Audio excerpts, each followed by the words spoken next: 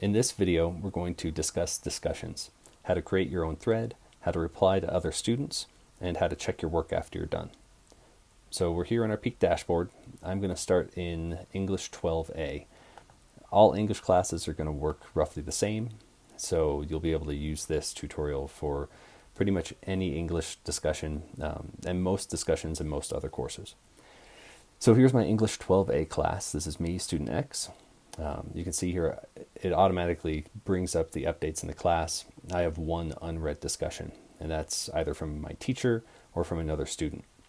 And scroll down and just sort of check and see what I've got here, my pacing guide and calendar. I need to access that so I know when to turn in work and when the class is going to be done. So there are a few ways you can access discussions. They're embedded within each of these units. So if I open up Unit 1, I can see if I scroll down, here's a discussion. It says Discuss Characteristics of Knights. You can click on this and it'll bring you to the discussion page for that part of the unit. You'll run into these discussions as you work through each unit and progress through the course. You can also go to this Unread Discussions. This will bring you to the discussion page that you can scroll down and find the discussions that other students have posted that you can reply to. Or you can come up to Tools and you can access discussions. And clicking this will bring you to that same discussion page. So this is the list of discussions for the entire course. This raise your hand area is just sort of a general area where you can ask questions to your teacher or students about what's going on in the course. And teachers will usually respond within 24 hours, if not sooner. And you can see here the very first discussion in this course is Unit 1, Lesson 7, Characteristics of Knights. And if I scroll down, I can see here that I have 2 threads that have been posted. There are 2 posts total, which means each of these threads is a post. There are no replies at this point to any of these. So what I'm going to do is I'm going to open up this discussion, and it's going to show the 2 threads that have been posted. This one has 3 views, this one has 6.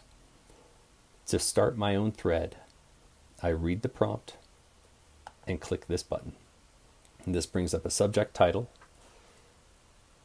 All right, characteristics of knights. Whoops, I spelled that wrong, so I'll just right-click that and spell it correctly. You should always spell check your work, no matter what. And then this is my discussion post. Now, if you have a lot of writing that you've done and you don't want to go through and double check yourself, you can come down here and you can spell check. And I have no misspelled words. Okay, that's great. So after you've written your post, you can add attachments if necessary, and then you just press post. And this posts our discussion. So we've created this new thread as us with our post.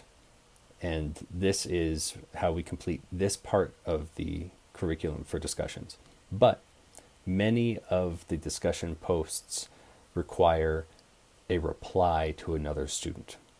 So what we would do is we'd read this student's writing, and then we follow the reply prompt to reply to them. And the way we do that is by accessing their discussion and replying to thread. So here's what the student has written. We'll reply to them.